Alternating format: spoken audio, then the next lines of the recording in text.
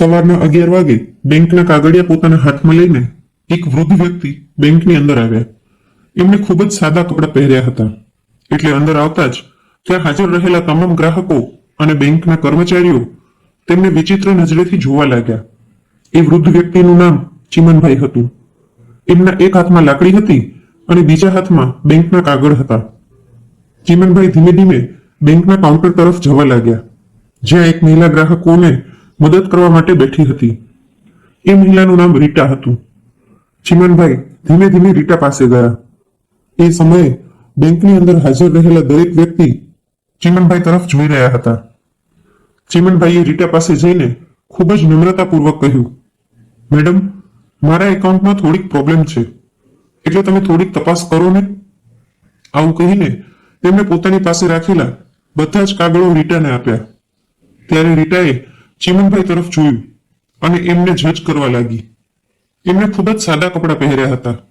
તેઓ ગામડાના અને અભણ હોય એવા લાગી રહ્યા હતા. એટલે ચીમનભાઈને જોઈને રીટાને આશ્ચર્ય થયું. એટલે એમના કાગળ જોયા વગર જ કહેવા લાગી કે દાદા, તમે ખોટી બેંકમાં આવ્યા લાગો છો, કેમ કે મને એવું નથી લાગતું કે આ બેંકમાં તમારું ખાતું હશે. એટલે ચીમનભાઈ બોલ્યા, દીકરી, તું એકવાર જોઈ તો લે, કદાચ મારું ખાતું આ બેંકમાં જ છે.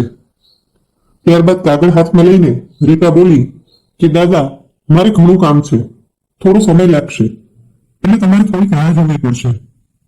એવું કહીને રીટા અને બેંકના અન્ય કર્મચારીઓ પોતાના કામમાં વ્યસ્ત થઈ ગયા અને ચીમનભાઈ ત્યાં ને ત્યાં ઊભા રહીને રાહ જોવા લાગ્યા. થોડી વાર પછી એમણે ફરી કહ્યું, દીકરી, તું તારા કામમાં વ્યસ્ત હોય અને હજી વધારે સમય લાગે એમ હોય તો મેનેજરને ફોન કરો, મારે એમનું પણ થોડું કામ છે.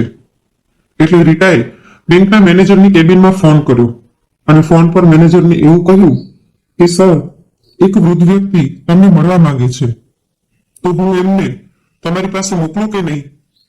એટલે મેનેજર પોતાની કેબિનમાંથી ચીમનભાઈ તરફ જોવા લાગ્યા અને પૂછ્યું કે એ વ્યક્તિ આપણી બેંકના ગ્રાહક છે કે કોઈ ટાઈમપાસ કરવા આવ્યા છે. એટલે રીટાએ જવાબ આપ્યો કે સર, મને તો કંઈ ખબર નથી, પરંતુ એ તમને મળવાની વાત કરી રહ્યા છે. એટલે મેનેજરે કહ્યું કે મારી પાસે આવા લોકોને મળવા માટે સમય નથી હોતો, એટલે તું એમને વેઇટિંગ એરિયામાં બેસવાનું કહી દે. થોડા સમય પછી તેઓ જાતે જ અહીંથી જતા રહેશે. ત્યારબાદ રીટાએ મેનેજરની વાત માની લીધી અને ચીમનભાઈને કહ્યું કે દાદા, તમે ત્યાં વેઇટિંગ એરિયામાં બેસો. થોડા સમય પછી મેનેજર સાહેબ ફ્રી થઈ જશે ત્યારે તમે એમને મળી શકશો.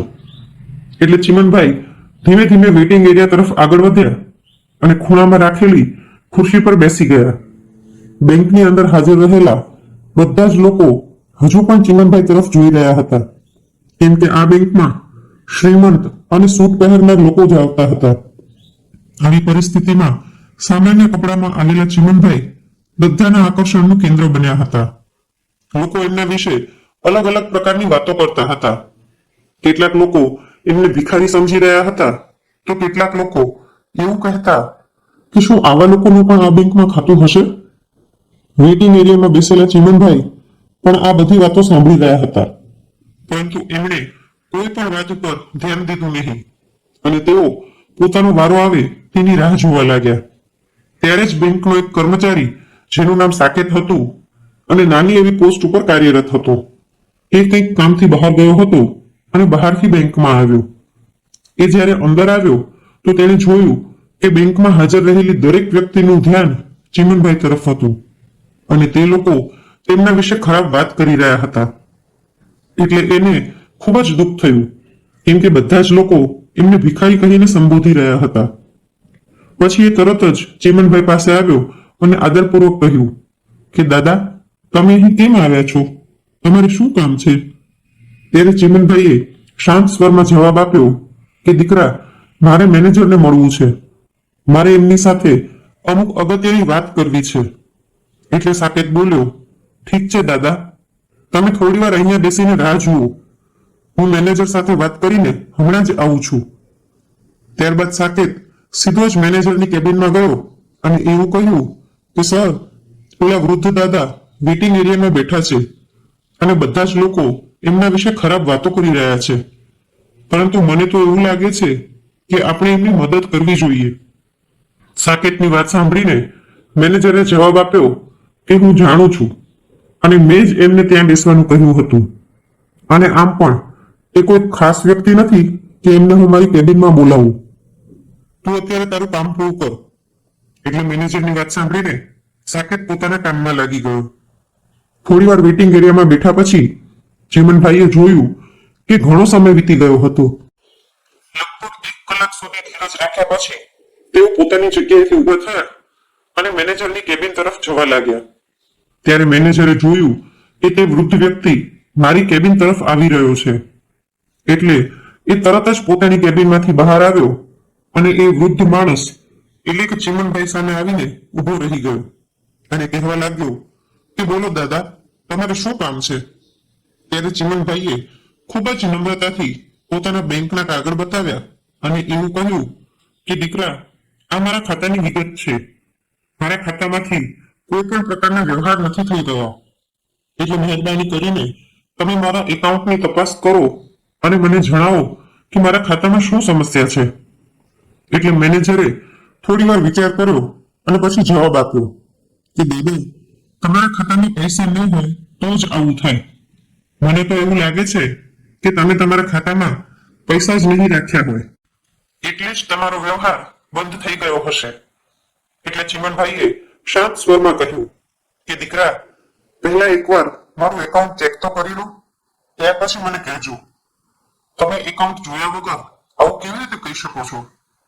આવું સાંભળીને મેનેજર હસવા લાગ્યો અને બોલવા લાગ્યો કે દાદા, આ તો મારો વર્ષોનો અનુભવ છે અને આમ પણ તમારા જેવા લોકોને જોઈને હું અંદાજ લગાવી શકું છું કે કોણ કેટલા પૈસા જમા કરાવી શકે છે.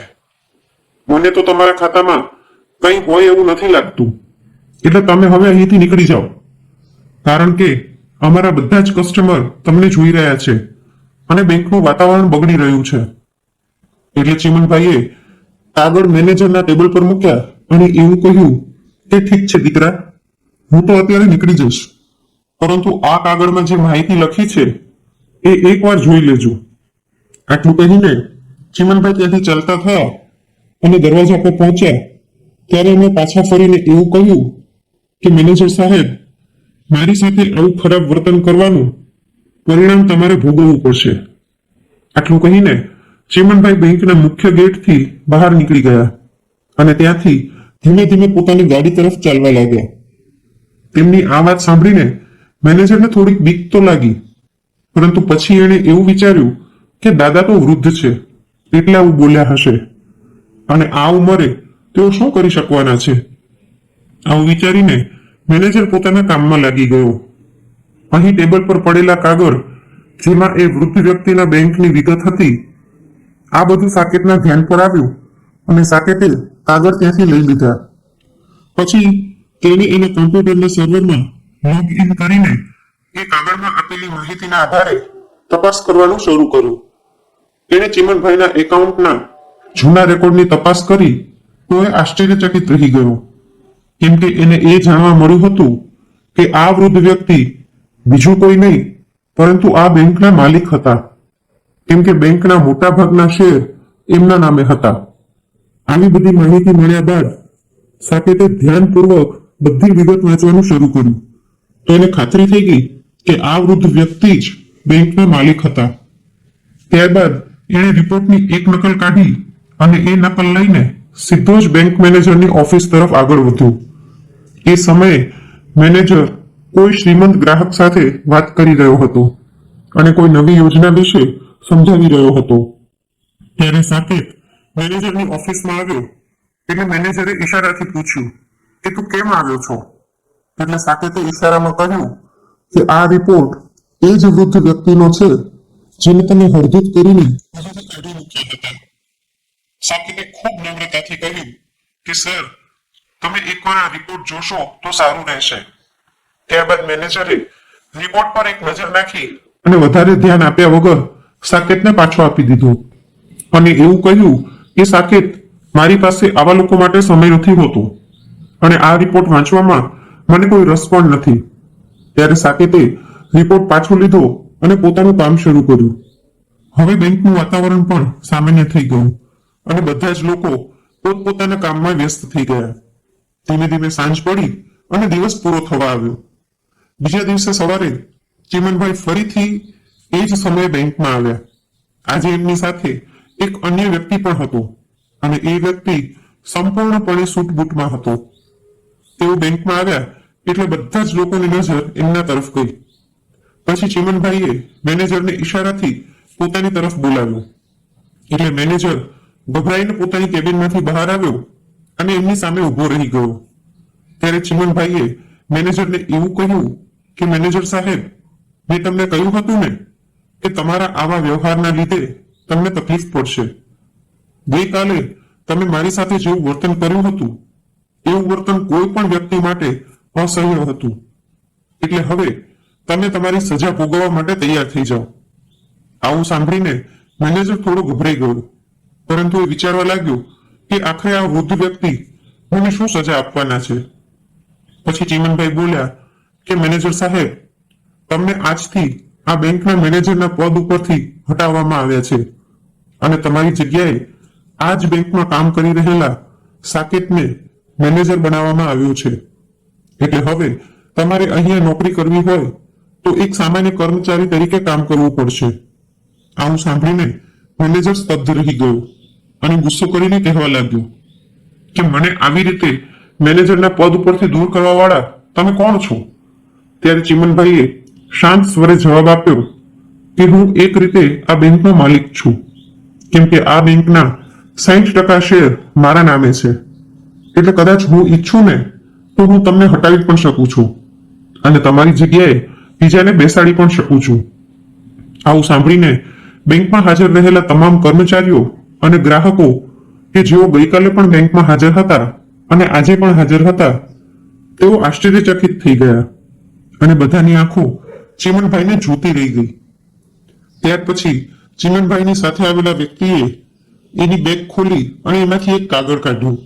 આ કાગળ સાકેતના પ્રમોશનનો હતો, જેમાં એને બેંક મેનેજર બનાવવાનો ઓર્ડર લખવામાં આવ્યો હતો. ત્યારબાદ એ વ્યક્તિએ બીજો પત્ર કાઢ્યો અને મેનેજરને આપ્યો અને એવું કહ્યું કે આજથી તમારે બેંકના સામાન્ય કર્મચારી તરીકે કામ કરવું હોય તો કરી શકો છો, પરંતુ હવે આ બેંકના મેનેજર પદ ઉપરથી તમને હટાવવામાં આવ્યા છે. આવું સાંભળીને મેનેજર ડરી ગયો અને એના શરીરે પરસેવું ઉડી ગયું. એટલે તરત જ ચીમનભાઈ પાસે માફી માંગવા લાગ્યો, પરંતુ ચીમનભાઈએ એવું કહ્યું કે મેનેજર સાહેબ, તમે શા માટે માફી માંગી રહ્યા છો અને હું તમને શા માટે માફ કરું? તમે મારી સાથે જેવી રીતે ખરાબ વર્તન કર્યું હતું એ આ બેંકના નિયમ વિરુદ્ધ હતું. શું તમે ત્યારે બેંકના નિયમો વાંચ્યા છે? આ બેંકનો એક નિયમ છે કે અહીંયા ગરીબ અને પૈસાદાર વચ્ચે કોઈ પણ પ્રકારનો ભેદભાવ રાખવામાં નહીં આવે. ચીમનભાઈએ આગળ કહ્યું કે આ બેંકની સ્થાપના મારા દ્વારા કરવામાં આવી હતી અને મેં તો પહેલાથી જ સ્પષ્ટતા કરી હતી કે આ બેંકમાં કોઈ પણ વ્યક્તિ સાથે ક્યારેય ભેદભાવ કરવામાં નહીં આવે. જો કોઈ કર્મચારી આવું કરશે તો એની સામે કડકમાં કડક કાર્યવાહી કરવામાં આવશે. પછી ચીમનભાઈએ કડક અવાજે કહ્યું કે હું તમારા પર દયા કરી રહ્યો છું અને તમને કામ કરવા માટે સક્ષમ છોડી રહ્યો છું, અન્યથા હું તમને મારી બેંકમાંથી પણ દૂર કરી શકું છું. ત્યાર પછી ચીમનભાઈ આગળ બોલ્યા કે આ સાકેત જે આપણી બેંકમાં કામ કરતો હતો, જેની પાસે કંઈ ન હોવા છતાં પણ એણે આવીને મને પૂછ્યું હતું અને મને મદદ કરવાનો પ્રયાસ કર્યો હતો, એટલે એ જ મેનેજરના પદને લાયક છે, કારણ કે એ ગ્રાહકોને સારી રીતે સમજી શકે છે. એ ગ્રાહકોના કપડાં જોઈને એને જજ નથી કરતો. ત્યારબાદ ચીમનભાઈએ રીટાને બોલાવીને ઠપકો આપ્યો અને એવું કહ્યું કે જો હું અહીંયા આવ્યો ત્યારે તમે મને મદદ કરી દીધી હોત તો મારે મેનેજર પાસે જવાની ફરજ ન પડી હોત. એટલે આજ પછી આ વાતનું ધ્યાન રાખજો કે કોઈ પણ વ્યક્તિ બેંકની અંદર આવે તો એને એના કપડાં જોઈને પારખવાની ભૂલ ન કરતા, પરંતુ એની સમસ્યા સમજવાની કોશિશ કરજો અને શાંતિથી સમાધાન કરજો. કદાચ તમે મને યોગ્ય રીતે સાંભળ્યો હોત તો મારે મેનેજર પાસે જવાની ફરજ ન પડી હોત અને મારું અપમાન ન થયું હોત. ત્યારે રીટાએ હાથ જોડીને માફી માંગી અને એવું કહ્યું કે સાહેબ, મને માફ કરો, મેં ખૂબ મોટી ભૂલ કરી છે, પરંતુ હવે હું તમને વચન આપું છું કે આવી ભૂલ ક્યારેય નહીં કરું. ત્યાર પછી ચીમનભાઈ ત્યાંથી જવા માટે નીકળી ગયા, પરંતુ જતી વખતે એમણે બધા જ કર્મચારીઓની એવું કહ્યું કે તમારે સાકેત પાસેથી ઘણું બધું શીખવાની જરૂર છે અને તમે એની પાસેથી જેટલું શીખી શકો એટલું શીખવાની કોશિશ કરજો. એ જ તમારા ભવિષ્ય માટે સારું રહેશે. અને હું પણ સમય સમય પર મારા માણસોને અહીંયા મોકલતો રહીશ, જે તમારા વર્તનમાં સુધારો લાવવામાં મદદ કરશે. આટલું કહીને ચીમનભાઈ ત્યાંથી નીકળી ગયા અને એમના ગયા બાદ બેંકનું વાતાવરણ સંપૂર્ણપણે બદલાઈ ગયું. બધા જ કર્મચારીઓ વિચારવા લાગ્યા કે હવે અમારે યોગ્ય રીતે કામ કરવું પડશે, નહીતર આવનારા સમયમાં આપણો પણ વારો આવી શકે છે. ચીમનભાઈની આવી કડકાઈ સમગ્ર વિસ્તારમાં ચર્ચાનો વિષય બની ગઈ હતી. મોટા ભાગના માલિકો એની બેંકો ખોલીને જતા રહે છે અને સંચાલકો અથવા તો કર્મચારીઓ પાછળથી શું કરી રહ્યા છે એનાથી એમને કોઈ ફરક નથી પડતો. પરંતુ ચીમનભાઈએ માત્ર પોતાની ફરજ નિભાવી એટલું જ નહીં, પરંતુ બેંક કર્મચારીઓને પણ એક પાઠ ભણાવી દીધો હતો. તો મિત્રો, ચીમનભાઈ અને સાકેત વિશે તમારો શું અભિપ્રાય છે? આ બંને લોકો વિશે તમે શું વિચારો છો? તમારો અભિપ્રાય કોમેન્ટ બોક્સમાં લખીને જરૂરથી જણાવજો.